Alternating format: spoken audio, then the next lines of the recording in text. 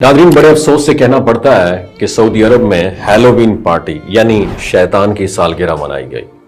बहुत दिल दुखता है क्योंकि ये वही इस्लामी मुल्क है जहां प्यारे नबी हजरत मोहम्मद मुस्तफ़ा सल्लल्लाहु अलैहि वसल्लम की पैदाइश हुई, जहां आपने परवरिश पाई, जहां आपको नबूवत मिली, जहां से इस्लाम का नूर पूरी दुनिया में फैला, जहां तौहीद के नाम पर बुत तोड़े गए, शिर्क व जहालत का खात्मा किया गया। मगर आज अफसोस के साथ कहना पड़ता है कि वही सरजमीन जिस पर कभी अल्लाह की वहदानियत का परचम लहराया गया था, वहां अब मगरबी तहजीब के अंधेरों ने डेरे जमा लिए हैं। इस्लाम का साया धुंधला रहा है और गुमराही की राहें रोशन की जा रही हैं।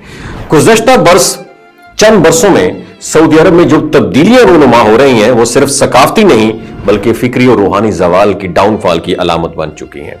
विजन 2030 के नाम पर जिद्दत और तरक्की के पर्दे में जो कुछ किया जा रहा है वो इस्लामी अक़दार से शदीद मुतसादिम है।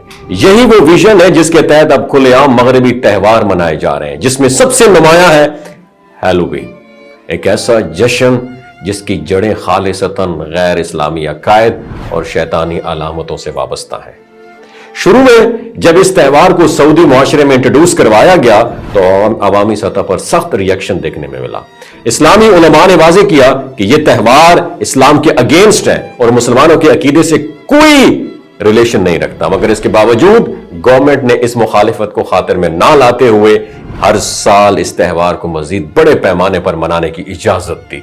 पहले पहल ये छोटे पैमाने पर महदूद तकरीबात तक महदूद था, मगर अब यह कौमी सतह का इवेंट बन चुका है। इस साल यानी 2025 में तो अल्लाह अकबर, हद ही हो गई।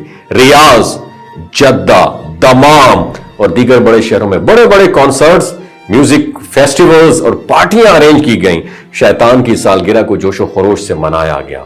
जगह जगह खौफनाक सजावटें, शैतानी नकूश, नकाब पोस्ट लोग, मसनूई कब्रें और डरावनी रोशनियों से शहर को सजाया गया। अस्तगफिरुल्लाह। नौजवान और बच्चे शैतानी लिबास पहनकर सड़कों पर घूमते रहे और मगरबी फनकारों ने खुलेआम कॉन्सर्ट में परफॉर्म किया।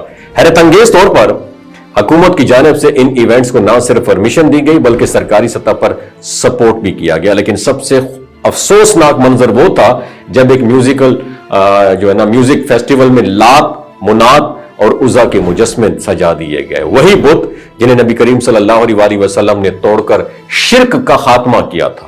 कुरान मजीद में जिनके जिक्र के साथ अल्लाह ताला ने मुशरिकीन की सख्त मजम्मत फरमाई, आज उन्हीं की अलामतों को इस्लामी मुल्क में फन के नाम पर दोबारा जिंदा किया जा रहा है। ये मंजर सिर्फ दुख का नहीं मेरी जान, बल्कि उम्मत मुस्लिमा का के लिए एक गहरी सोच का लम्हा है।